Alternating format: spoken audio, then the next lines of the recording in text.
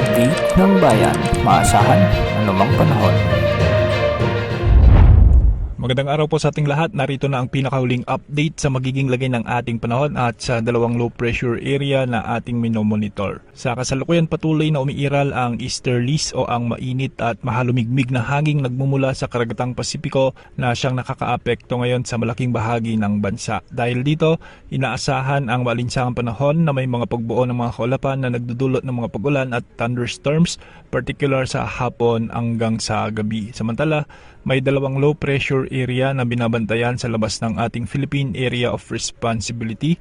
Ang una rito, ang LPA na may pangalang LPA 5A ay may mababang chance o unlikely na maging ganap na bagyo sa loob ng susunod na 24 oras. Habang ang pangalawang LPA naman ay may katamtamang tsansa o may medium potential na maging tropical depression sa parehong panahon o sa susunod na 24 oras. Sa ngayon, wala pa itong direktang epekto sa bansa, ngunit patuloy itong minomonitor. Para naman sa lagay ng panahon sa Zamboanga Peninsula at Palawan, makikita natin ang mga makakapal na kaulapan ngayon na nagdadala ngayon ng maulap na kalangitan at mga kalat-kalat na pagulan at thunderstorms. Dulot pa rin ito ng umiiral na easterlies. Asahan ang posibleng pagbaha o pagguho ng lupa, lalo na kung makakaranas ng katamtaman hanggang sa malalakas na pagbuhos ng ulan. Para naman sa Metro Manila at nalalabing bahagi ng bansa, magiging bagyang maulap hanggang sa maulap naman ang mga kalangitan na may mga isolated rain showers o thunderstorms. Bagamat hindi tuloy-tuloy ang ulan,